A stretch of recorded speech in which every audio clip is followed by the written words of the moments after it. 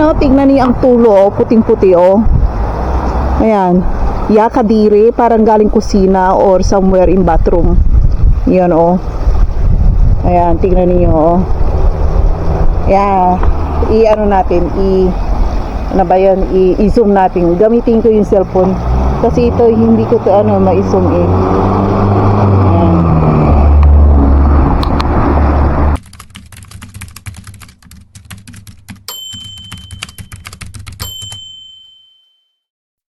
Ayan, magluluto tayo ng sinangag. Ayan o, tingnan niyo. Ayan, sinangag ng anak ko, nag-request siya. Kasi kahapon, nagluto na ako. Inasarapan yung tatay. At sabi rin ng anak ko ngayon. Kasi iba-ibang luto namin dito. Yung kung gusto ng anak ko is sinangag. Ang gusto naman ng tatay niya is, ano ba yan, yung pasta. Yun ang lulutuin ko. Kaya kahapon nakita niya masarap daw yung sinangag. Pinaulit niya sa akin. Ganyan lang ang sinangag ko. Ay, kita niyo sa camera. Malit yung camera ko eh, kaya ayan. Tapos lagyan ng ng mais. Ayan frozen mais yan. Lagyan natin ng kasi nagdra-dry yung kawali. Ayan. Ayan lang yan. Easy ang pag ko sinangag. Naparami. Okay lang yan para halos hindi kumakain niya ng yung mga gulay. Kaya yan. Paborito niya kasi tong green peas at saka yung ganyan lang yan. Ayan. Tapos, kayo, paano kayo magluto ng sinangag? Ganito ang pagluluto ko lang. Kunting asin. Saka kung anong gusto nyong seasoning, okay lang. Ayan, paminta. Tapos, lagyan nyo ng magic sarap. Pampasarap ng magic sarap. Para tuwing magluluto kayo, maglagay kayo ng magic sarap. Alam nyo ba, ang mga Chekwa, kapag magluluto yan ng ng sinangag, kasi sa Taiwan, popular yung sinangag doon. Ang hinahalo nila, hindi magic sarap, kasi mahal yung magic sarap sa groceryhan doon eh. Ang hinahalo nila is bitchin. Kaya masarap lahat ng pagkain doon. Huwag kayo umasa sa lahat ng restaurant doon na is ang pampalasa nila is magic sarap. Halos lahat doon, 100% ako kasi nanirahan ako doon. Ang ginagamit nila sa mga restaurant sa kusina is bitchin. Yan.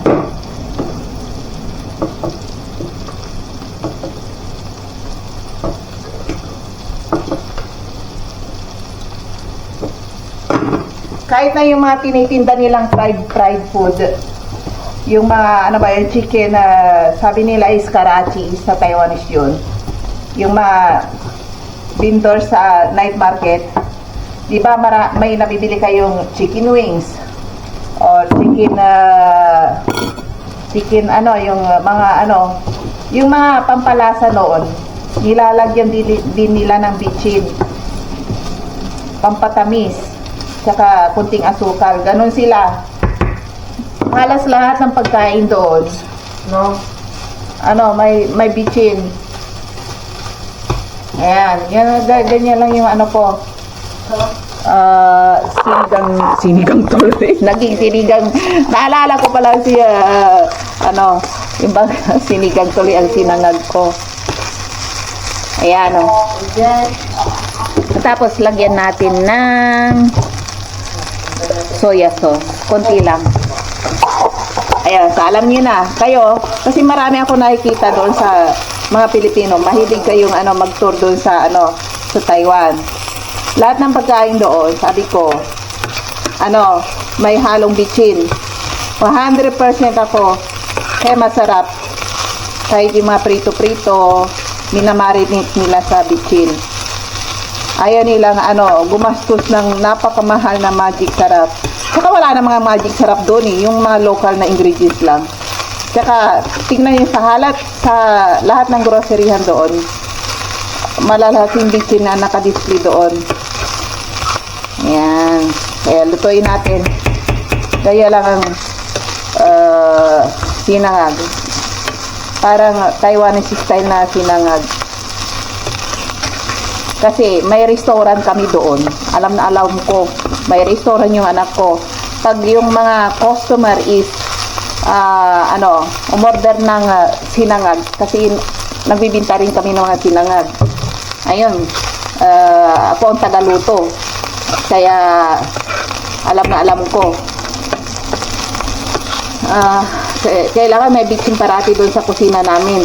Kapag wala, sabi ng anak ko, takbo, punta kayo sa groceryhan.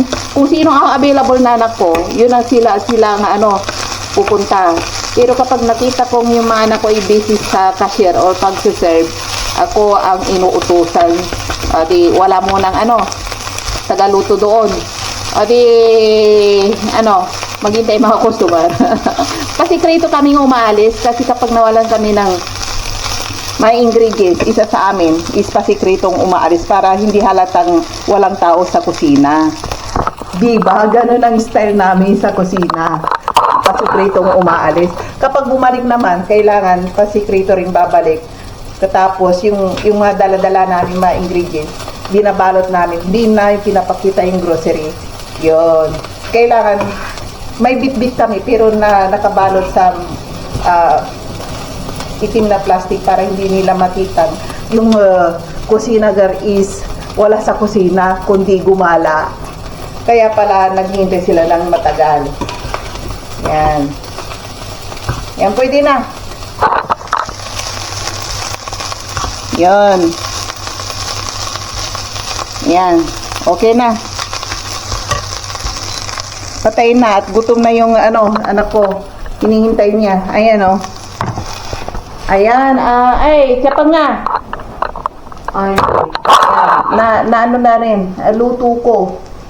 Ayan, yan ang luto ko. Where do you wanna eat? Where do you want to eat?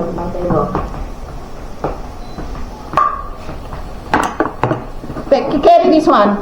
This one. Wait. Siga tong anak ko kapag ako na high blood ulit, papaluin ko yan. Ayan. Tara. Delivery. Carry that one. Delivery only. Delivery. Carry this one. I will carry. Okay, delivery. Ayan, punta kami doon. Ayan Diyan siya raw kakain sa tingnan ninyo Ay, kagabi pa to. Ayan, dami Ayan. Ayan. Sutik daw. Huwag ko na rin. Hindi niya naintindihan kung ginagaya niya ako. Ayan. Tara. At balik tayo doon sa kwarto ko. May iniidit ako. May na tayo magkwentuhan. Alis ulit ako. Napakain ko rin yung anak ko Kasi kanina may iniidit ako dyan. Lumapit, naugutom daw siya. Ay, hindi ko maiwan-iwanan. Ay, naasar ako pag may ginagawa ko sa computer Ayan. Tara! Ayan, nagluluto tayo ng ginisang kamatis. Mura ngayon kasi ang kamatis. Kaya namili ako ng marami. 1 kilo. Babalik ako doon, bibili ulit ng kamatis. Yan, ginisa lang ganyan tapos lalagyan po ng mamaya, yung itlog. Yan, linisin natin to. At yung anak ko, may bisita. Ngayon ako nagpuputbol dito sa sa loob ng bahay namin. Asar na asar ako, baka mamaya mamatamaan ng bola yung mga gamit ko.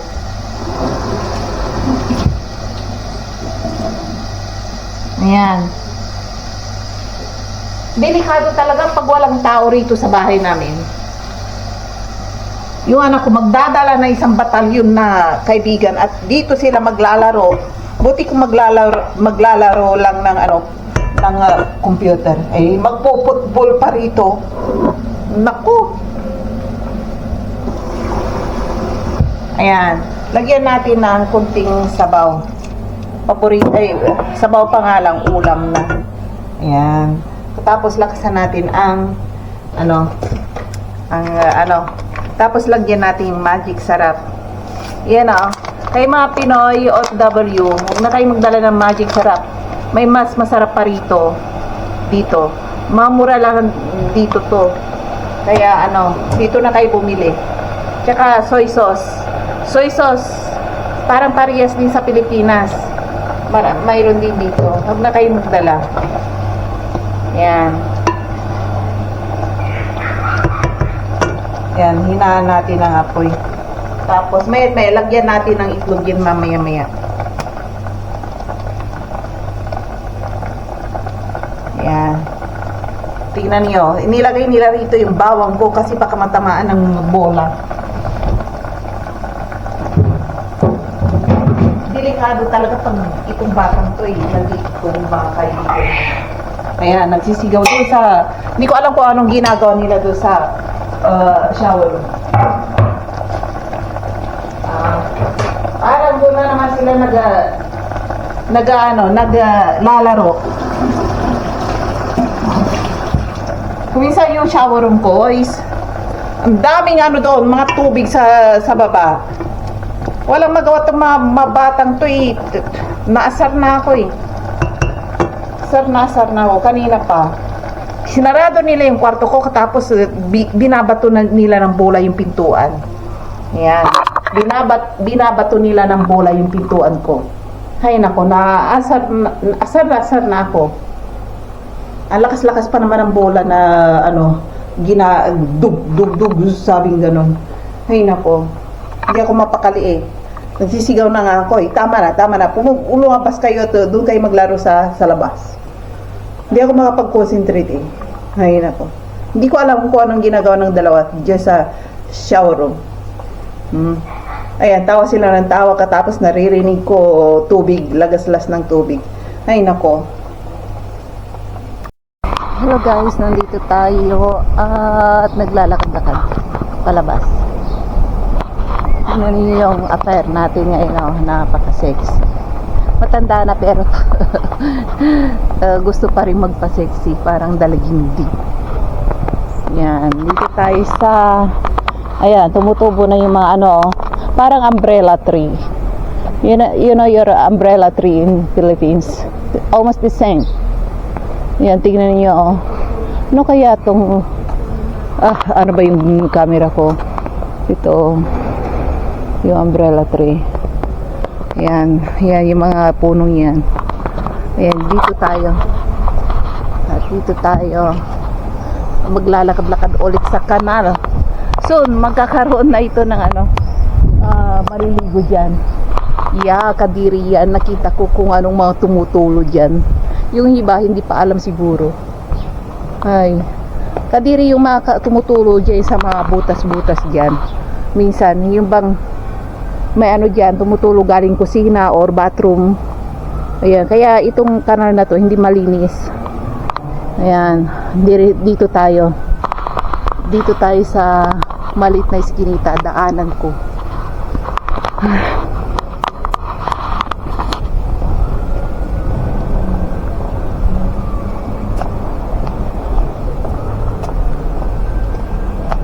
Ayan, dito tayo, daanan ko to. Kahit sa gabi, dumaan ka rito, walang problema, hindi nakakatakot. Daanan ng asawa ko rin to sa gabi. Pero habang tumatagal, ito na kapag natinig ka, may mga parang needle. Buti nga ngayon wala rito naka sa daanan. Taginit na, summer na, tutubo ulit yan. Lalago. Tignan niyo ito, Ano to is, rose? Hindi ko alam kung ano tong orito, tong malaking dahon. Yan. Tignan niyo yung pintura, Naaanit na. Yan. Ayan. Kapag wala nang dumaan dito isang araw, parang talahiban na. Ayan, dyan tayo. At tingnan natin ulit yung tumutulong kanal, yung kababalaghan na tumutulo, yung galing sa kusina. Hindi ko alam kung nandiyan pa rin, tumutulo pa rin. Kaya ayaw kong maligo sa mga ganito Kaso nga lang asawa ko Nakakainis eh. Tara, maligo tayo. Nakakainis talaga. Ayan. Magpipiknik ulit kami sa ano, or magka-camping sa mga ganyang kanal ulit or lake. Ayan. Ay, tumutulo pa rin. Grabe ang tulo. Ang dumi-dumi, oh.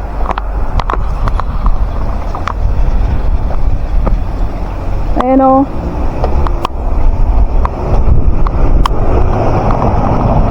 Ayan, oh. Tingnan niyo ang tulo, oh. Puting-puti, oh. Ayan. Yakadiri. Parang galing kusina or somewhere in bathroom. Yan, oh. Ayan. Tingnan niyo, oh. Ayan. I-ano natin, ano ba yan, i-zoom natin. Gamitin ko yung cellphone kasi ito hindi ko to ano ma-zoom eh. Ayan. Yung ano, tumutulo, puting-puti, oh, parang galing sa toilet or bathroom or kusina. Ayan, iba-ibang kulay, oh, kasi namumuti. Ayun yung parting yung puting-puti. Ayan. I-zoom natin. Ayan, ayan, Kadiri. Tapos, kuminsan dito, maraming ano, naglalaro or naliligo yung mga puti na matanda or may edad na. Dito pa rin naglalaro. Ang ano ito ang babaw. Kung medyo ano to, medyo high tide. O may ano, maraming lumalangoy dito. Ayun, tingnan niyo yung ano, yung dumi, oh. Tingnan niyo, i-zoom natin ulit. Ayan, ayun. Tingnan niyo ang dumi-dumi. Ayan. Ayan.